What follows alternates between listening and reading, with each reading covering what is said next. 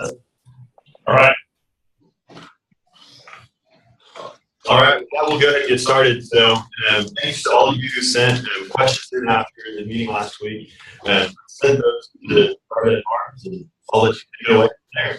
Okay, very good. Well, thank you, everybody, for this opportunity again. So okay, with you, Jonathan, just kind of go down the list here. If anybody has anything to add or like to question anything that I say, please feel free to jump in. Does everyone else have a set of questions? Were they familiar with them? Sure. No, I didn't send the questions. Okay, I'll repeat the question then so everyone knows what they are. The first question was, is this fee proposal part of a multi-year plan? And the short answer is no. Again, just to remind everybody, what we are proposing here is a $15 per credit hour fee, okay? And what it's going towards specifically is two instructor position lines associated with that. What we anticipate getting out of that line is really four things. Number one is identified last week a new curriculum, a new revised curriculum that's more career-oriented, that focuses on 3 different concentrations. Second is the new courses, and this is probably the biggest thing, new opportunities for students, new courses that we're able to offer. Third has to do with the certifications. Again, we've never offered certifications in our program. This is a very important topic. That's getting students opportunities and getting jobs. And then the fourth one is expanding our internship opportunities. So in terms of bang for the buck, in terms of this $15 course fee proposal that we're doing, we think there's a lot of opportunities to enhance the student experience. But no, it's not part of a multi-year plan where it's not incremental or anything like that. It's just a flat $15 annual fee associated with it. Any questions associated with that?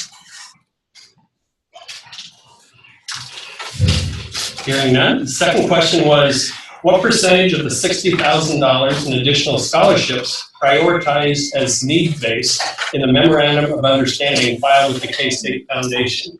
I'll repeat that. What percentage of the $60,000 in additional scholarships prioritized as need-based in the Memorandum of Understanding filed with the K-State Foundation? And I think there may have been a little bit of confusion with this. Let me clarify what this was, and I had it in my presentation.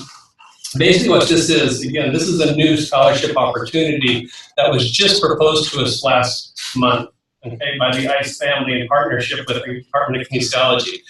It's not a $60,000 worth of scholarships, okay? It's an endowed scholarship that's worth $60,000, okay? $30,000 of that scholarship is coming from the ICE family.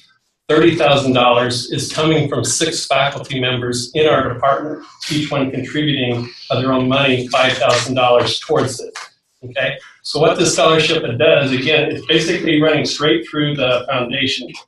And so the foundation, I've got the MOU right here in front of me, basically word for word what it says. It's no different than most scholarship opportunities that run through the foundation. It says that awards can be made with preference to financial need, academic merit, balance of need and merit, or current priorities for enrollment management.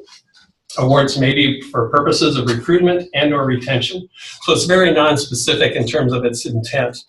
And again, this just happened a month ago, and what it allows for is, again, not awarding that total amount. Being an endowed scholarship, what we are able to do with this first award, should we say, our scholarship bank that occurs in 2 weeks here, is award 1 scholarship, okay? And this is what the ICE family has intended for. 1, what they would like to call a transformational experience. So what we're awarded with the MOU is the first 5 years of the scholarship is for a $2,000 award to 1 individual for the first 5 years, okay? And again, this is set by the MOU associated with it. So again, in terms of who does it go to, what can we use it for, we've got some latitude, but again, it's based upon the MOU in terms of the ICE's wishes associated with the foundation. Anything to add? I would just say a couple of points.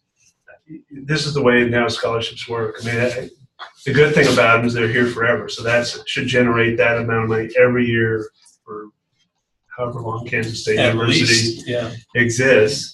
And so you put that in perspective. If we put $1 million in an account for endowed scholarships, you get about $40,000 in aid a year. So it's not $60,000 that's going to be paid out anytime soon. The second, this is very standard language in an MOU, and the foundation has worked with potential donors and under certain criteria. They're not as flexible with the donors as they are with others. But at the end of the day, the thing they like to say in development work is the donor gets 51% of the vote. So you can have a preference of how you might want money to be given to the university, but at the end of the day, the donor gets to decide what the MOU reads.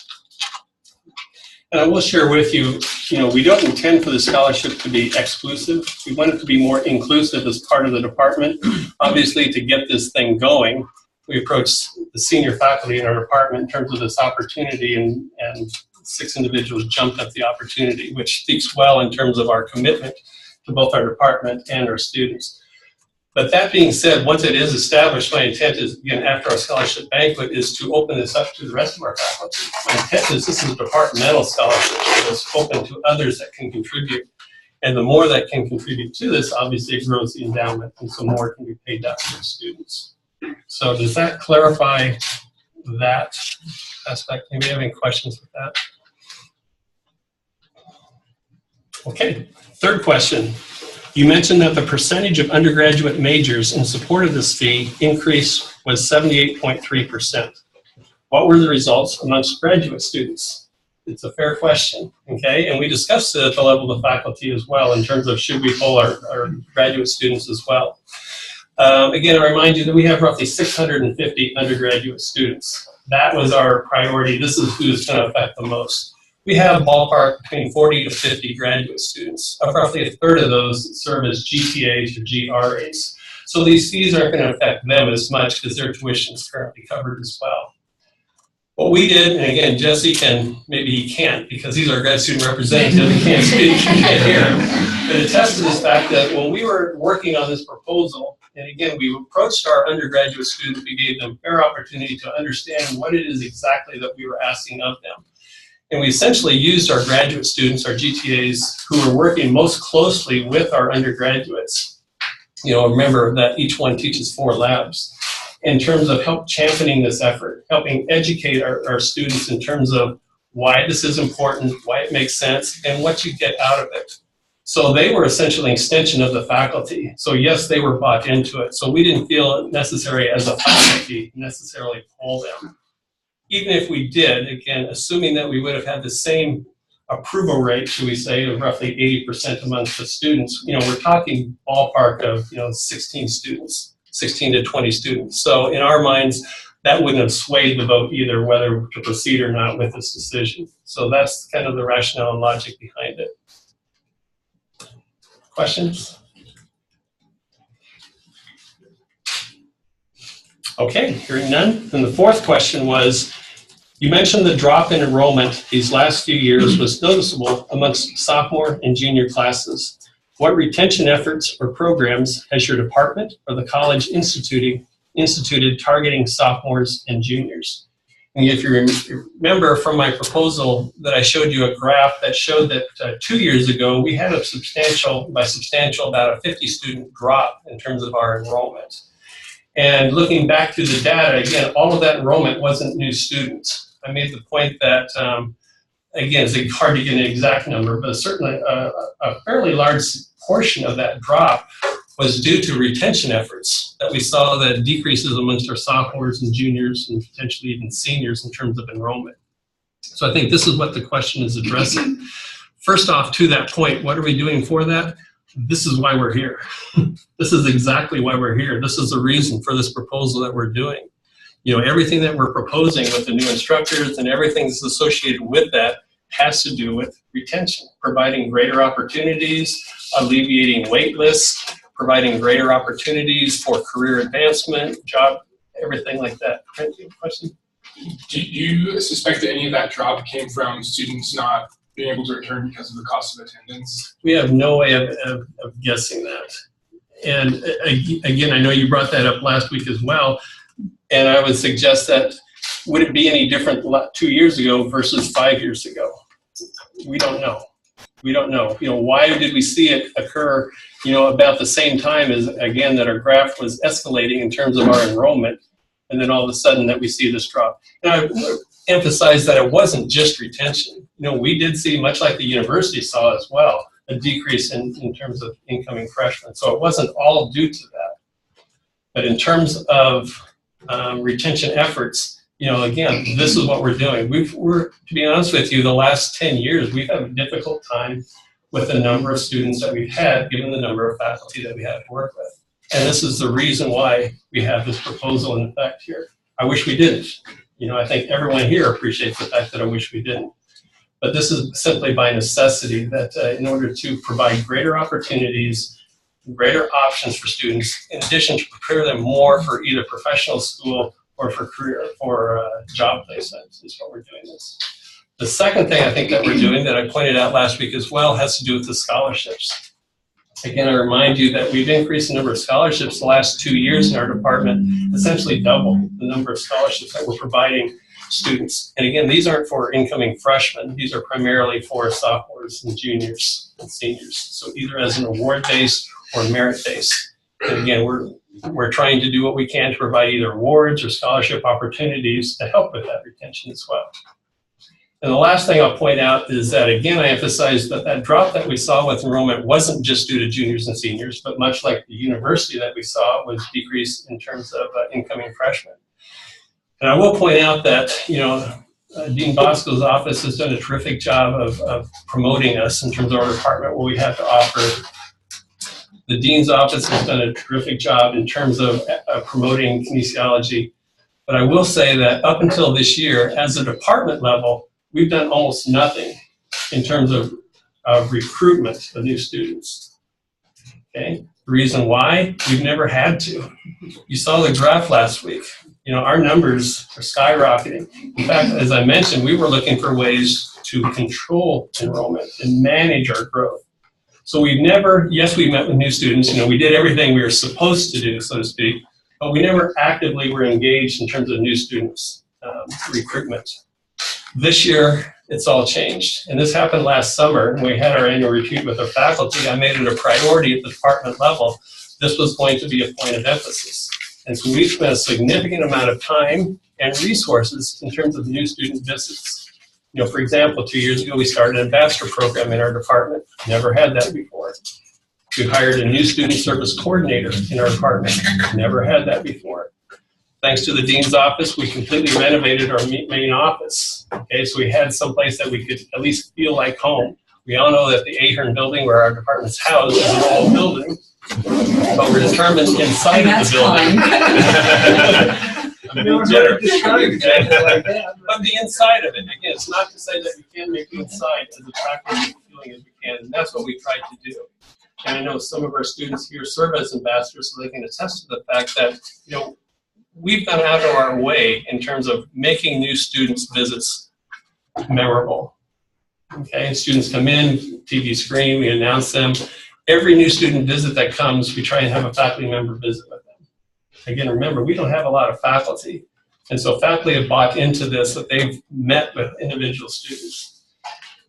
Is it worth the effort? We'll see. Again, come June, in terms of orientation enrollment, we'll see. But thus far, in terms of our numbers, we've kind of tracked this up to this stage. And thus far, in terms of our new student visits, they've been up.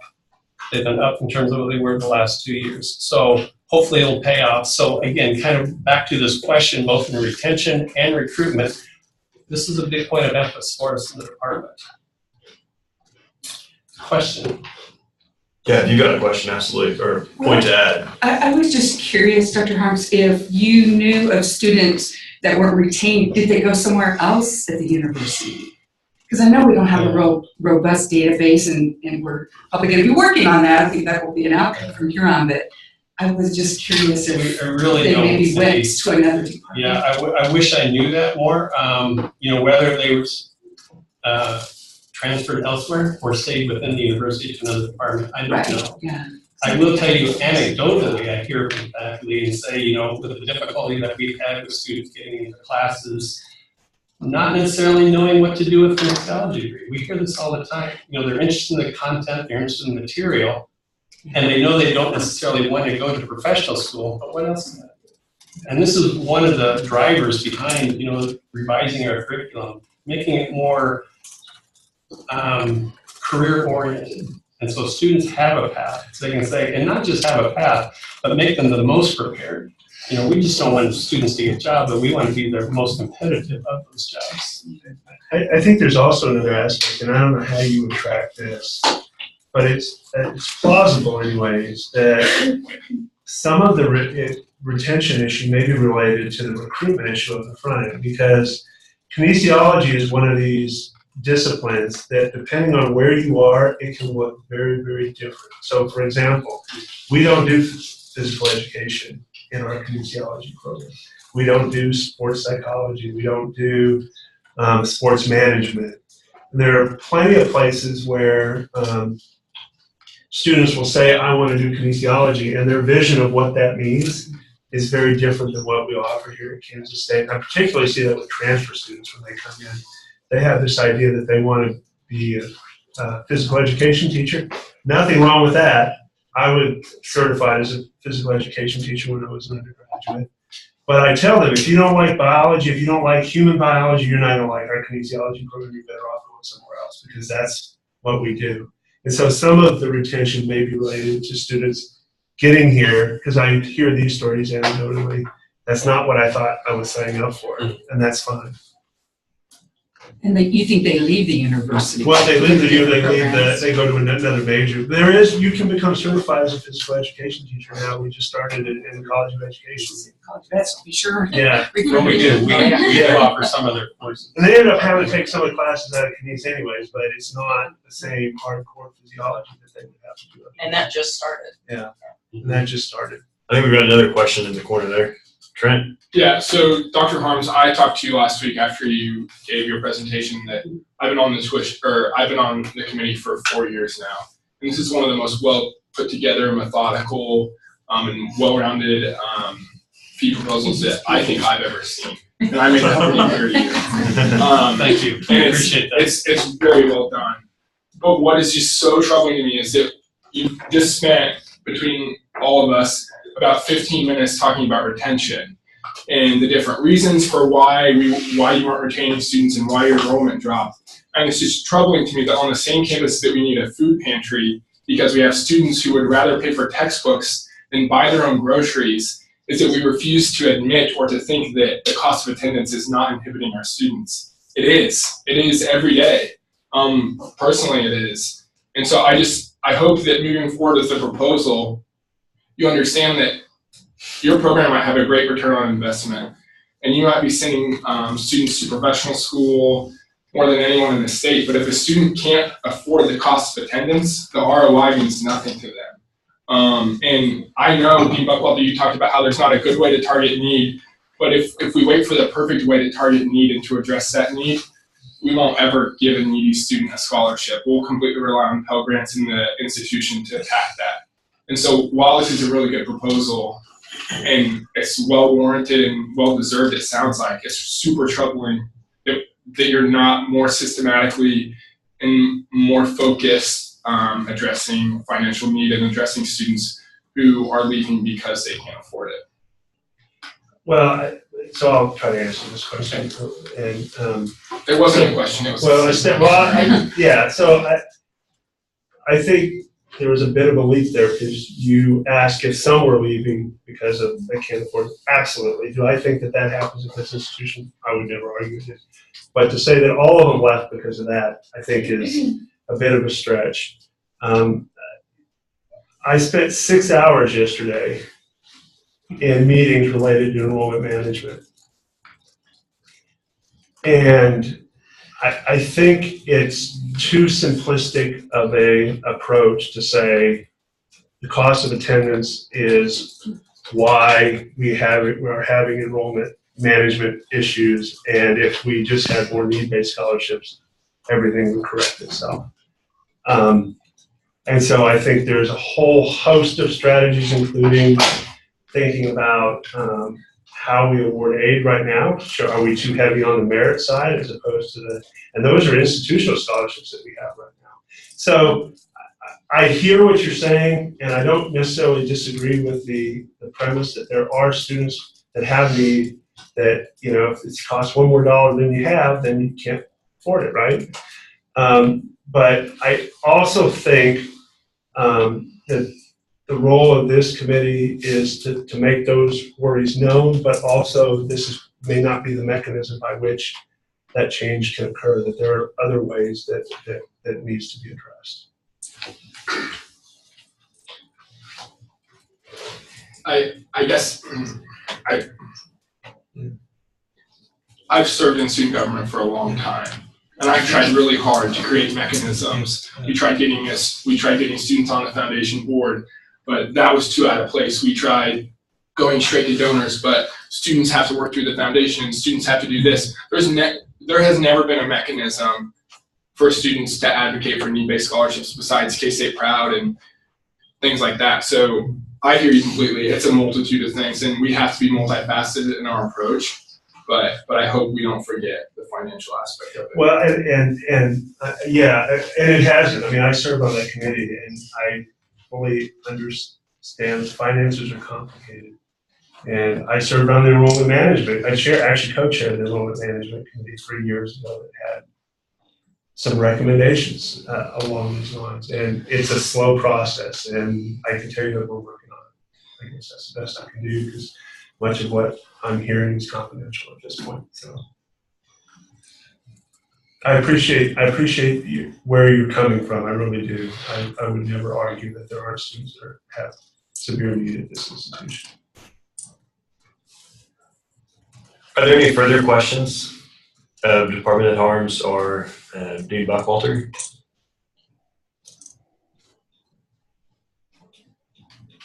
Okay, maybe one more. You bet. Yeah, go take it away. And I don't know if it's a question, but I just, as we're looking to try to simplify tuition and fees and how we educate students or share with students what our costs are, this will be, I believe, our first departmental fee at that level. And so we're looking, I think it's a Regents-wide initiative that the Council of Business Officers are taking, looking at our comprehensive fee schedule, which is one of the ways we communicate with students as to this is how much your education costs. And I think if you can think of ideas or ways to help us of how we can present that information to students, just to make sure that it is not confusing, or if we can simplify it in any way, I think that would be really appreciated. And I think your college will probably say the same thing in the next meeting with the personal financial. I mean, that's even more micro, down to classes, I think. And just, then I have another question of how we're gonna just logistically do that, but we won't worry about that here. We'll figure that out. But, that's just one thing that I know there is an initiative from the board level on, just how can we simplify. And that's one of the things that my area is really looking at and trying to do, just to make it so students have a pretty fair understanding when they come here of what their costs will be. So it's just kind of a comment. I don't know if there's much you can add to that. And I would just make one, I fully appreciate that. I mean, I'm a parent of kids who've gone to school here and gone to school other places, and you get the bill and you start going through it and you start, it can be really complicated. The ironic part about this is, while on one aspect it doesn't seem very transparent, in another way, it's the most transparent way we have to charge students. I mean, you pay a fee to your academic unit that you know is going to come right back to your academic unit and invested in your education. That is much harder to point to on simple things like tuition. If tuition goes up 3%, the Kinesiology student or the PFP student, the engineering student can go, where did my 3% go? And we know it doesn't work quite that simple. So I always found it sort of ironic. And if I'm being completely honest here, I don't necessarily like fees, but I appreciate this aspect of them to a degree where I think in some ways it's the best mechanism. And I would kind of add that I think you're hitting the nail on the head with the catch-22, because we know we had the working group that looked at that. That was our big, that was our big discussion. Was transparency has two different heads. One of which is where's my money going, and one of which is what is my money, right? Right. I think detail, right, which can be a lot confusing. and so it's like I lose sleep because we have marketing materials out there that say college and department college and course fees, and it says varies. When varies can mean for me and Jonathan, $2,400 a year. You know, it's like that's a lot of vary. You know, so I don't know. Whereas it's different across the board. So, but at the same time, it's like, well, we're going to where that money's going, and for Dean Buckler, when is that going to technology, or is that going to faculty, and how do it's important for me to be able to know the difference there. So. Well, I use this. I think I can share this because I said it. I don't know if it's breaking confidentiality if you say what you said, but I use this analogy a little bit. And some of it is I can tell you exactly what it's going to cost if you can tell me all the variables, like what class you're going to take. Are you going to drop something? Are you going to switch? Are you going to major in this and then decide you're going to major in that?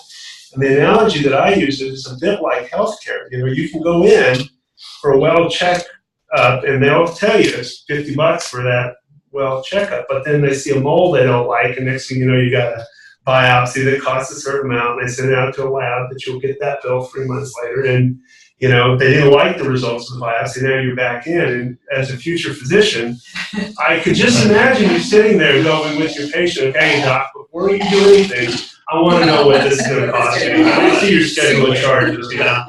And I'll take this one and this one, but I think I'm going to forego that procedure over there for cost." I mean, it's a very uncomfortable situation to be in, and I'm not trying to make light of it, but in some ways, there's a really strong parallel between the education and healthcare in that sense when it comes to pricing and what the actual cost of the product is.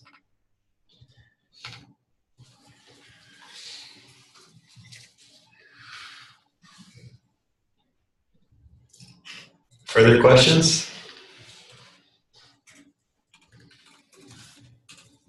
If there's no further questions, then we may look at moving into debate. So, Can we get to leave? yeah, you all are more than welcome. Yeah, thank you so much for coming these last 2 weeks. We really appreciate it. I'm going to leave my coat and I'm coming back. Also, you're back. Thank you. Thank you, everybody. Thank you. Thank you.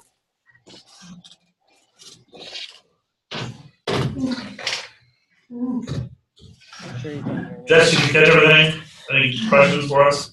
All right. I get that chat window open if you need anything. Yep.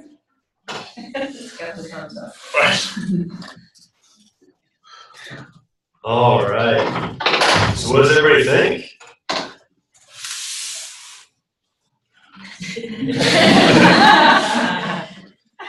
Girl smiling, that's a good idea.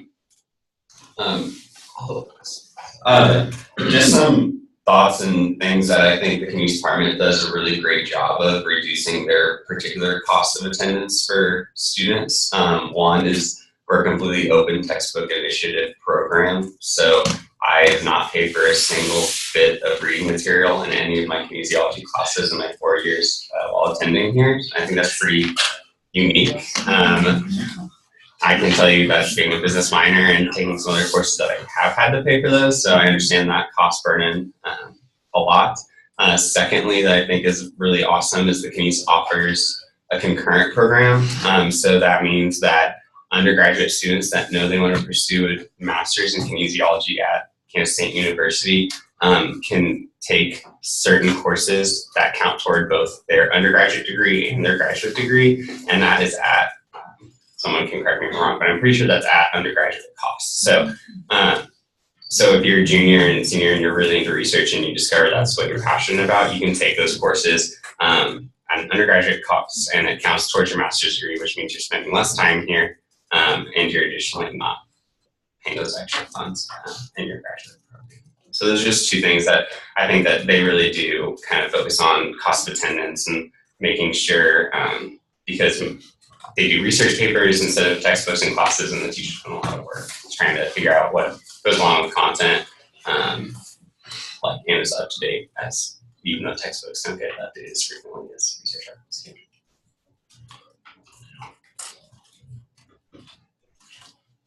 I think Jesse had a comment first. Thank you.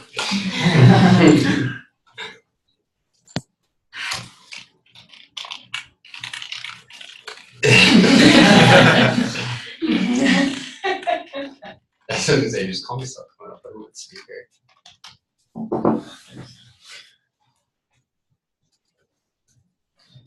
Fingers crossed, I like that. One second, blow up my phone.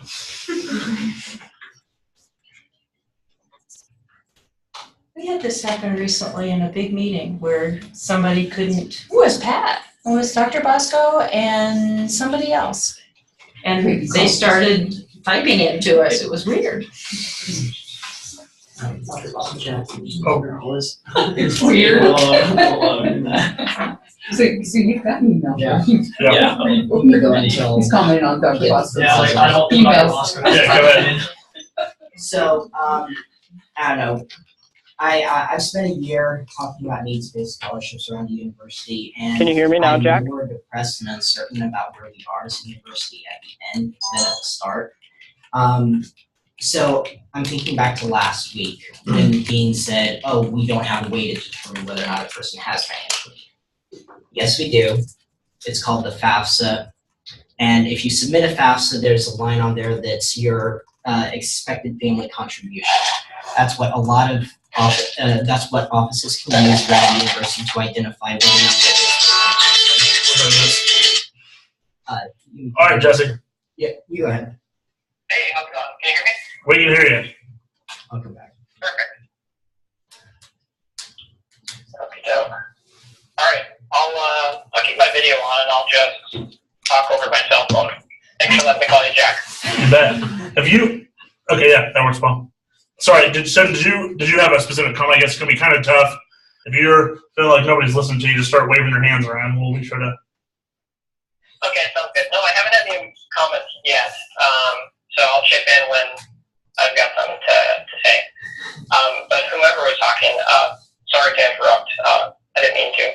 Yeah, thank you for calling in and thank you for sitting in. So the colleges have access to that expected family contribution line, just like so many offices. Oh, I can't hear you. You muted him. All right, Jesse. So unmute your computer. Unmute my computer? No. Now I'm muted you on here, but I still have you up and around. Okay. Does that work? I can't hear anything. All right, we'll do it this way. I'll try to get fancy with it. Okay. I hate technology. So colleges have access to that expected family contribution thing just like everyone else. So the statement that colleges don't have access to that information is just wrong. So at least, yeah, I'm really happy that Dean Buckwalter admitted that financial challenges is a problem that is contributing to our 8.5% enrollment decline. I don't know of anyone who's saying that that is the only reason why there's an 8.5% enrollment decline. See our changing demographics and the way that we need to change our pitch to families around Kansas.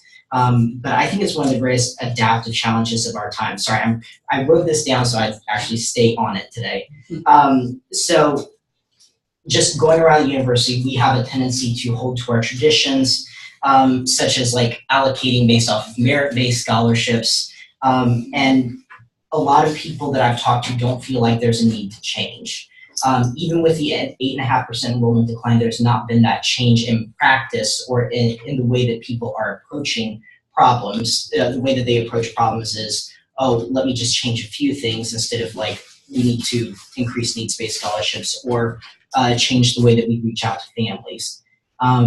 So going around the university, a couple of good models. I'm not going to talk about the models unless you want me to talk about them. The best models I've seen so far are like College of Business, Global Campus. Those are about the only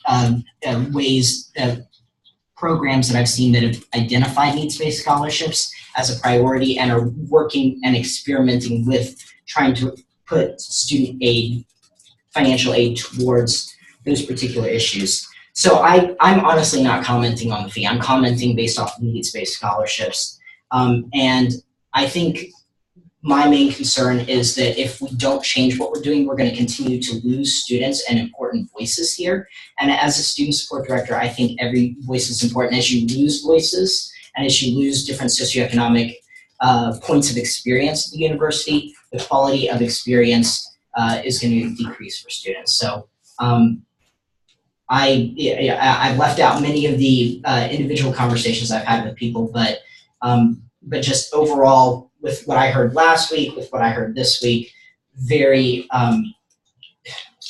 very uncertain about the future, as if we continue to keep increasing costs without actually trying to reach out to the students who are on that financial bubble. So thank you for listening.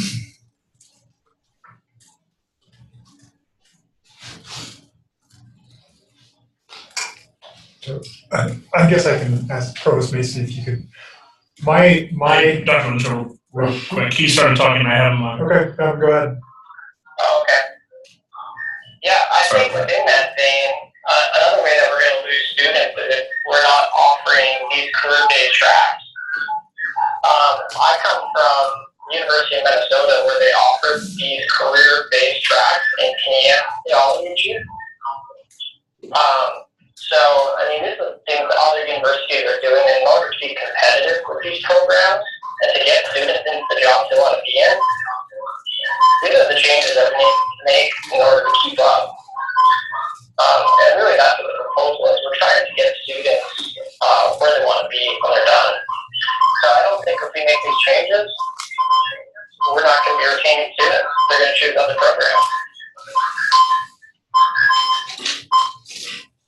All right. Yeah. Yeah, you got it, yes. And so Provost Mason can help me. My perception going around the university, Stephen, is I think they have access to that data, but it's highly unorganized and difficult to do anything with. So I don't know if you can comment on, and that's what I'm hearing out of the group that's in the Huron group is that everybody had it. It was not real accessible or being used, and part of what Huron and the enrollment consulting group is doing is trying to set up data so that it can be used in a more effective manner. So thank you, Brian. I appreciate that. I don't disagree with anything Stephen said. They're really important issues that, from my perspective, the university is trying to address, but it is a big shift. All of our, we've got Putnam recipients sitting in this room. All of our scholarship basis has been merit-based. And 2 years ago, big emphasis, okay, we need to do this need-based as well. And when you say the data is available, absolutely. But I think what Brian just brought forward is on a routine basis, that department head and that dean, and I will tell you we're not looking at FAFSA results and unmet tuition need. We just don't have, it's available, but we would have to go get it. And with a busy schedule, we don't go to Dr. Bosco or to Larry Bader and say, we want that. We need to look at it now. Maybe we should. Maybe that's something we need to be doing. It hasn't been an emphasis. And one of the reasons we pulled the Huron company in to work with us is to identify what those areas are that we're not looking at on a regular basis that we need to. I'll give you another example. Need-based is one thing, and what are the finances of our students? And Dr. Harms would look at that if it was something that was easy for him to access. But another thing is we have courses that have high D, F, or withdrawal rates. I've been provost for over 8 years. I saw the list a month ago. So this is something that should be run on a regular basis and handed to deans and department heads and the provost to say, XYZ course has an unacceptably high DFW rate. What are you going to do about it? I had not seen it until a month ago and I've been here 8 years. So is the data out there? Yep. Is it easy to get? No, it's just not. You bring up good points. We should have access to that. So how many of our kinesiology students are high need in terms of finances? And Trenton's keeping us honest, you're keeping us honest. We just haven't been set up to do that. So I guess my question is, I know the K-State Foundation has bought Academic Works, which will hopefully make that financial information more accessible to colleges. And what I'm specifically looking is not reallocating scholarships we have, but reallocating after the Putnam shift settles down in a couple You years. clearly know what you're talking about. Yes, absolutely. So I guess my question to you is, what will it take to move the university from where it is now, from just starting to understand that needs-based scholarships is financial accessibility is a major issue, to actually changing behavior? What will it take to move the university forward? In a huge way, it'll be more of these $60,000 scholarships that Dr. Harms talked about. That he had 6 faculty say, I'm going to put $5,000 of my own money towards this that's going to be matched by a very significant donor. It's going to take 100 of those. And I think we're moving in that direction. We have donors that are putting $1 million on the table or X number of dollars on the table and saying, you match these and we'll do it. This is like the second round of these. I think people already see that it's a need. They're trying to figure out, okay, who's the donor that's going to come in and help us with this? And they've already identified a number of them. And donors are starting to move in that direction, and donors have been very generous to the university. Absolutely. So I think one thing that's been holding us back is deans and foundation staff that have not necessarily seen this as one of the most significant adaptive issues of our time, and it's not been a priority if you look at their actions and the way that they put up policy. So what do you think will take to move that forward at the university? Well, I guess I might argue a little bit with you in that John Morris, who's like the senior vice president of the foundation, came in and said, rather than saying this scholarship is for a kinesiology junior with a 3.5, he's saying this is a scholarship for the College of Human Ecology to be used the way they think it's needed. So that opens it up completely. It could be a kinesiology student, it could be a food, nutrition, dietetics, and health student, and it could be given on any basis, leaving it open for need-based, and they just started that. If you want to give a certain amount of money as a donor, that's your criteria. You can't say a particular department to a particular, and we had some of these, and we've gotten rid of most of them, but it was from a particular county, a particular town. You know, we can make jokes about it, but there were some of those. Oh, yeah. And they're making it much more open and allowing, how do we know today what's the need going to be in 20 years? We're trying to get scholarships that are adaptable so you can say it can shift over a period of time. Right now we're saying, let's make it need-based. Well, some of ours say you have to have a 3.5 GPA. Some of you would qualify for those. I wouldn't have. So let's make it much broader so that you can allocate them today and 20 years from now. Okay. Yeah, no, flexible MOU terms of the foundation, that's definitely where we should be heading. The challenge is after meeting with people in colleges and saying you can distribute this money as you see fit to scholarships, I feel less confident that they will actually put it towards people with financial need at the end of this year than I did. Really? Yes. Hey, Steven. Can I interject? I think this is a great conversation, but I think it's a disservice to not debate the proposed fee at hand.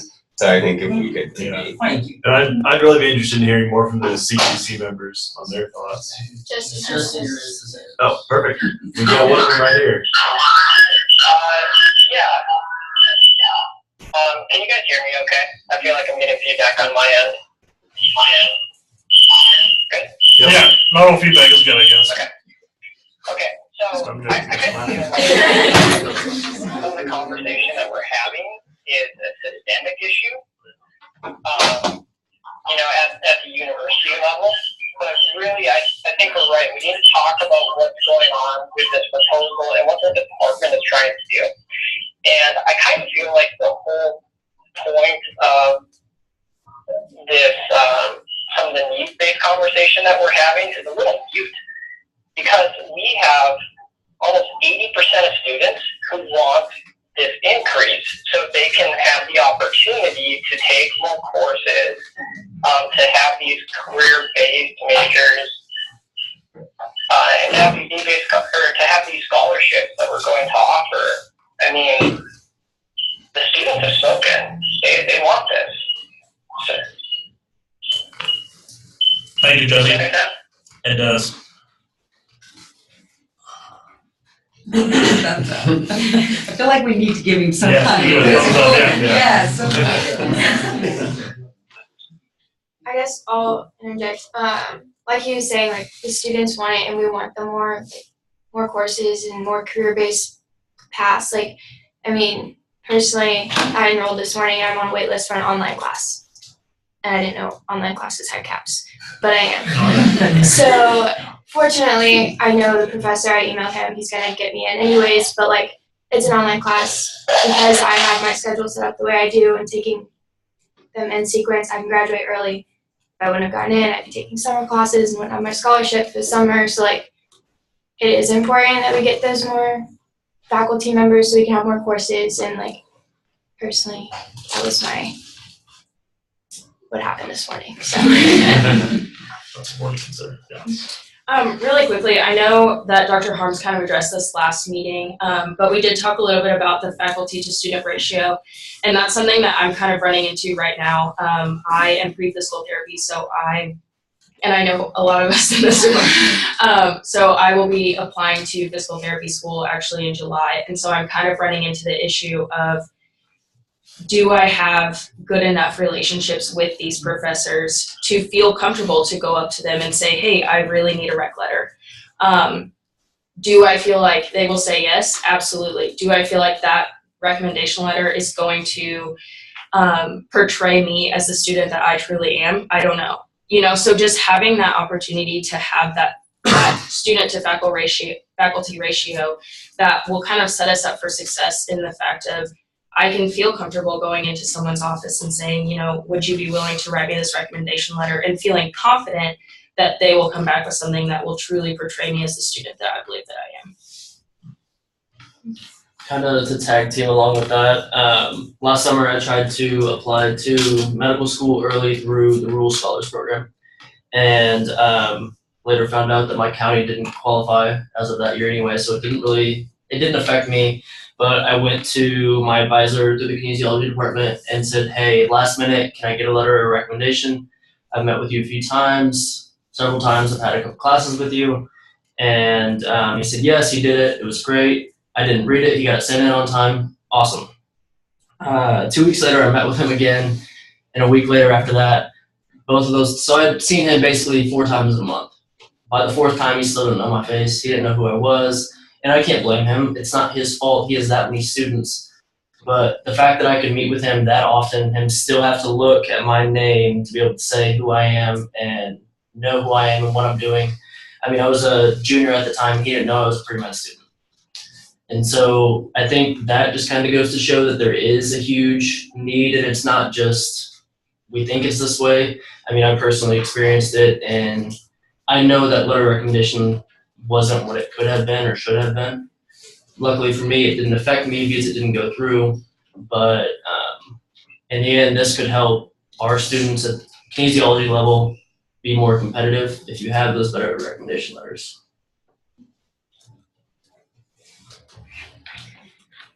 I'm gonna kind of inject on the teaching aspect as well, just so we kind of understand.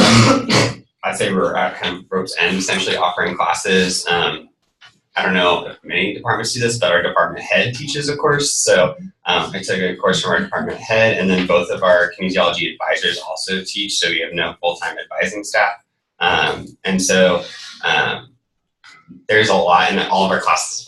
I would say most, if not all of our classes have wait lists due to a proper learner minor. I know a lot of athletic training students take that. We have a double major with diet or nutrition.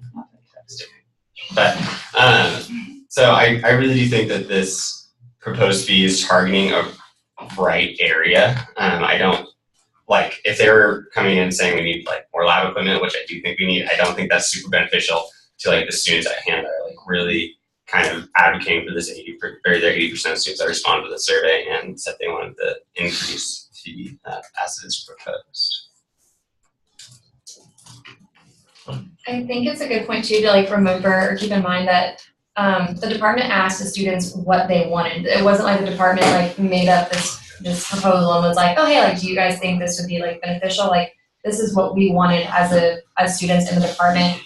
And I've been an ambassador for the last 2 years, and I always ask like, hey, like what's kind of like your end goal?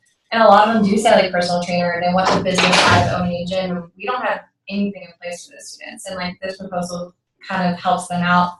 And again, I just made a couple of notes. We did have like an 80% in favor, so I think that kind of speaks volumes. Like this isn't something that we're not in support of. And then for the GTAs, our labs, they didn't really mention this, but our labs run from like 2 to 5 hours. Like it's not like a small chunk of time. And since we have such limited GPAs, then that's less lab times. And then you have to, in order to be in the class, you have to fit in a lab. And sometimes you don't fit in a lab. And so having more GTAs allows students to have more availability in their schedule to get in these labs if we're not able to get in, because they do take such a big chunk of time. And I'm pre-PA, and I interviewed in North Carolina for a school, and they literally knew our department. Like, it's not like our department's a no-name. Like, they're like, yeah, like, you're a kinesiology student at K-State. Like, we love that. We saw that immediately in your application. And they were asking me about it. And I think that, like, that's something that speaks volumes, and it's not, this proposal is going to help only enhance that kind of brand that we have already. So that's just kind of my input on it.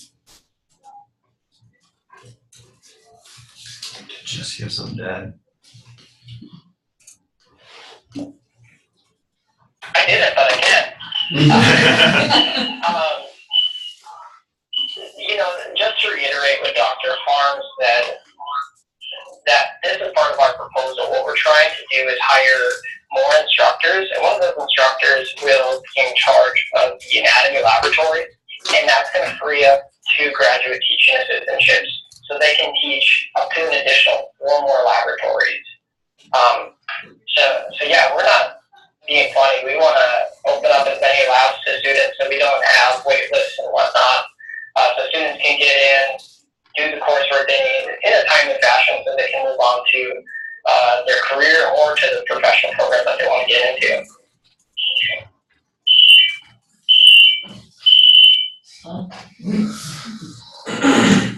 Are there any further thoughts from members of the CTC?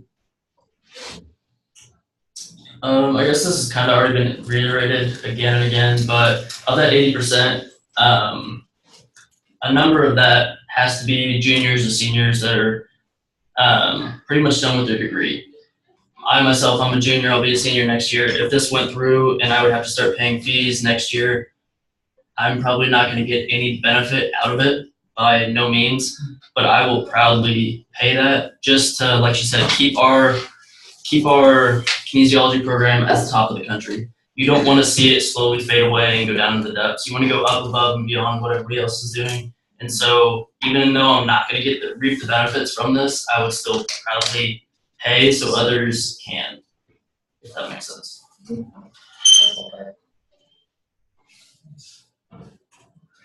How do people feel about voting today? Any concerns? If not, Jack, you need a motion, right? Mm-hmm. Is someone willing to make a motion in support or opposed to the fee? Any member of the CTC can, so. Just say I move. I just move it. or you can do it too. Yeah, you're allowed to. Yeah. I move we approve the $15 increase. It is moved and seconded to approve the $15 fee increase. Is there any further debate on the topic of the fee? If not, For simplicity, can we have Jesse vote first? Yeah, hold on. Okay. Sorry. No pressure.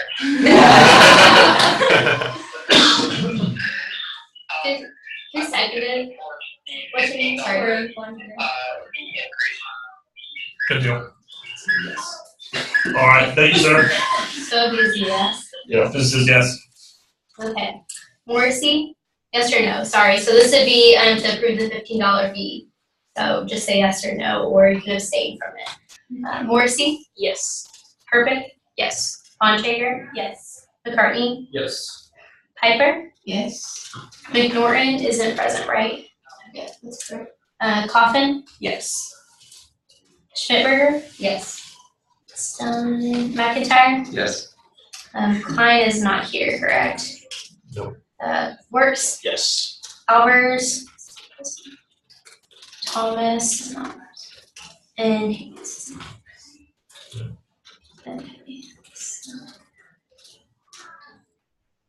So passes 10-0. All right, there we go. Well, just ready for a time lapse 2 weeks. The process now is this, and I guess next week we'll be discussing the tuition and fees committee, kind of reviewing kind of some of the education and stuff related to this, and we'll discuss whether or not the process was followed accordingly. So. What did you say? And the text vote, so. Yeah. Okay, cool. And I might have one more in my email. I'll double check. So what's the range? Between 10 and 13. 10 and 13, gotcha. Okay, cool. Sounds good. All right, everybody. I was gonna say. Thanks so much. Have a great evening. Can I get some of your people's names? I need your name, the purple polo, I need the green vest, and your name.